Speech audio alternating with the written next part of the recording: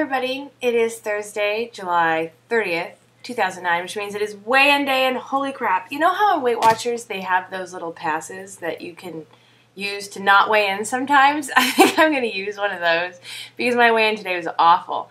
For those of you who watch Below the Yellow Line, you noticed that I got into the 150s last week, toward the end of the week, and it was like so exciting. But then here I am back up in the 160s, and in fact today I was 165.6 after an epic day at Disneyland. But honestly, I'm just not concerned.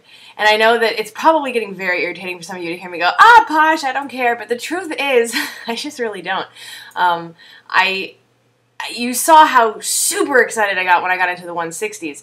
But now, having been a bit in the 150s, it's like I just put so much less value on the scale now that it's almost like, okay, so I was in the 150s, but the truth is it's far more about how I feel and how well I think I'm doing. And lately, I've been feeling very, very good, and I have been doing incredibly well. So all of that positive energy and feeling good about life just really outweighs the fact that I had a gain after an epic day at Disneyland.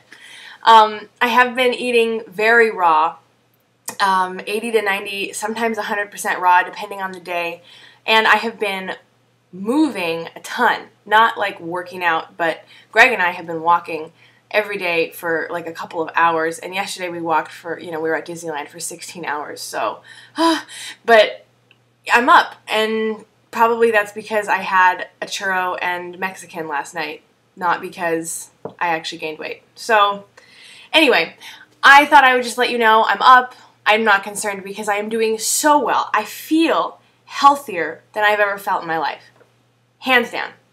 So that's really what's relevant, right? Anyway, I thought I would devote the rest of this video to answering the bazillions of questions that I got about raw food / raw food eating / the book, The Raw Food Detox Diet, and just sort of do an FAQ on that because there was so much curiosity. Hi, Jason. I think you timed that on purpose. Again? We're going to the beach! Hush! So anyway, I want to answer all these questions, and Second time I've done this. I don't want to edit! Shut up, both of you. So, first, I wanted to thank all of you so much for all of your recipes and your... I knew I wasn't going to get this done. Okay, I want to thank all of you for your recipes and your links that you posted on... I can't do this. I'm so pissed off. Don't do anything. Okay. That's all we're doing. I exist. Done.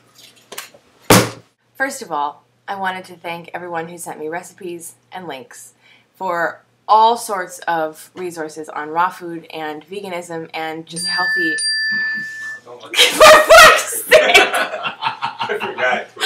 It was a tweet. Thank you for your links and recipes! Next bullet! Point. Okay, the last half of this video is devoted to a Q&A on raw foods, and it's not going to be interrupted. So let's get started. I'm gonna throw my phone at you! I didn't do anything! I haven't done anything. I'm checking Twitter. Okay, after 100 distractions, I want to actually answer questions. So let's get to them. A lot of people were asking, what does it mean to eat a percentage raw, like 60, 70, 80% raw? It means that you eat raw as much of the day as possible until you get to the end of the day, and then possibly you eat something cooked or just something heavier, which is not like a fresh fruit or vegetable, but nuts and seeds or dried fruit. And the truth is that everybody's going to find something different that works for them. So Jason, for example, is eating more just breakfast and first snack raw, and then lunch and dinner uncooked. Whereas I eat breakfast and lunch and all snacks raw, and then for dinner I might eat something cooked if I feel I need it. Occasionally I'll just have nuts and seeds and dried fruit for dinner, which is heavier, but it's still raw. So that's why sometimes I'm fluctuating between 80 and 100% raw.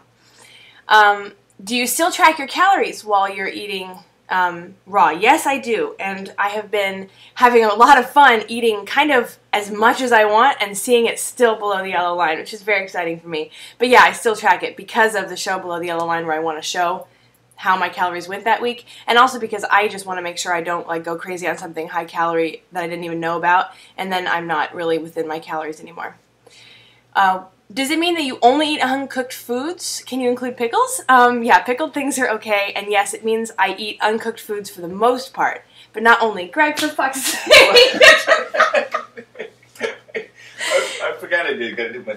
Just walk around normal, but nobody heard anything I said, I guarantee you, because you're crawling around in the background. I'm gonna cry! I can't. I was trying to stay out of frame so you didn't notice me. I am sorry for all the distractions. It's pissing me off and I can't concentrate. You can eat pickled things. It does not mean you eat only raw. It means that your focus is on the raw, fresh foods that you're putting into your body. And then if you need something heavier because you're in a transition phase, then you can eat more cooked. If you want to know how much you should be eating raw or cooked, the best resource is this book, where it has different levels and you take a test and it'll tell you what is most comfortable for you, what you're used to, and then it teaches you how to transition into a more raw diet over time, which is exactly what we want here. Jumping into any diet is a bad idea. Jumping into any lifestyle is usually a bad idea. It overwhelms every system, but if you can start somewhere and progressively move toward where you want to be, then you're making a change which is going to be far more healthy and permanent. Is it only fruits? No.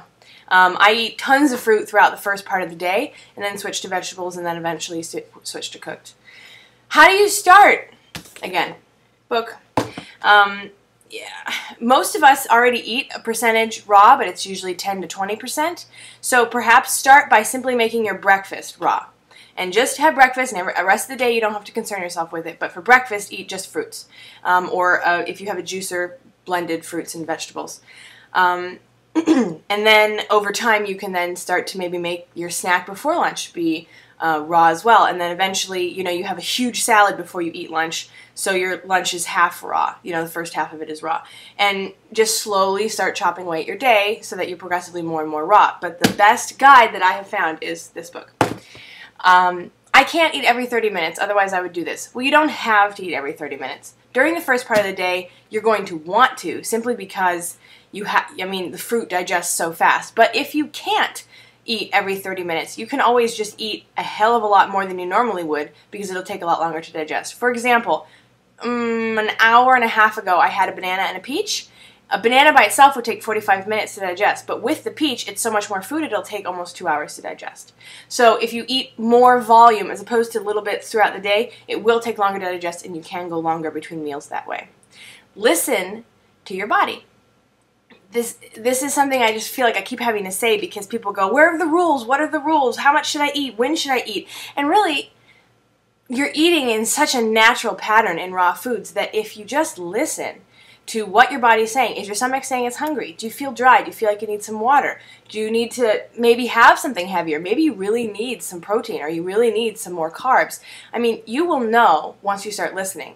But until you start listening, you're just trying to follow all of these rules, which never work for every single person. It's best to just go with what feels right at the time, within the bounds of the diet. How much does it cost? A lot of people were asking me, because they go, I saw on your blog, or I've been following your debt blog, and I know your budget is $250. Woo! This month I probably will have spent $500 to $600 on groceries. Absolutely out of control and not within the budget whatsoever. I'm lucky that I have some flexibility in my money that I can do that for a month or two, but I don't know how much it costs yet. More than eating cooked. I did go to the farmer's market in my neighborhood this week, and the vegetables and fruit and everything is just so much cheaper than at the grocery store. So I'm going to start shopping there for all of my fresh stuff, and hopefully then it will cost a lot less, because in the transition period, when you're eating a lot more vegetables but you're still buying all the cooked foods that you normally would buy, it's incredibly expensive. But I know it can be done, and I know it really isn't that expensive. It's just a matter of finding the right place to buy the fruits and vegetables, and then eliminating all the prepackaged stuff which costs so much. How do you get all of your vitamins? I eat lots of vegetables, preferably juiced, and then a huge salad. Do you eat soy? No. And I was going to read this aloud, but I don't think I have time. It's on page 29 of the book, all about soy. What are you eating? I was thinking that I'm probably going to do a blog sometime when life is normal again, where I have just video of everything that I eat throughout the day, every day for 7 days, and just post that up here so you guys get an idea of what it's like to eat raw food. Obviously, I'm not perfect, and it won't be a perfect demonstration of what everyone should eat, but it is what I'm eating, and it'll give you a very good idea of how to approach this. Do you drink organic wines by Bonnie90505? I have tried them, but no, I don't always buy organic wines. I know I should, but no, I don't. Julia86 said, what about meat? I do eat meat sometimes. I was raised vegetarian, so I typically just don't eat meat very much at all. When I go out and someone else is cooking it, that's only when I eat meat. So that's the only time that I eat meat. So yes, I still do eat meat. Eventually I want to transfer into raw food vegetarian, possibly raw food vegan, but I'm not there right now. Fit for Life Journey. Is this something you plan on doing until you detox, or is this what you plan on doing for the rest of your life? The rest of my life. I am going through a detox right now, but eating this way for a long time, I mean, I could be detoxing for several years. So, for the rest of my life. And I love coffee one, lol. Are you going to be giving up coffee? That's why I'm lolling. Coffee beans are roasted, so I was wondering if your book says anything about it. The book does say, coffee is definitely high acid forming, but it will not interfere with your detoxification in the first year. I recommend giving it up, but liquids like coffee and wine are not your biggest battle. It's the damaging, concentrated foods like white flour, large amounts of animal flesh, and packaged foods, foods that leave undigested waste in the body, that pose the biggest threat to your health and hinder weight loss. So the answer is, right now I do still drink coffee, but I used to drink a cup or two a day, and now I'm having a couple cups a week, and when Greg's not here, I probably won't have any whatsoever. I'm sorry that this video was so crazy and slapdash and interruption filled, and I hope that you guys got some help out of it. If you're looking to start this at all, or you're just curious, go to your freaking library and pick up this book. And if you really want to do it, buy the book, follow the plan, and keep getting healthier. I hope everyone's having a good week, and hopefully next week I will not still be in the 160s.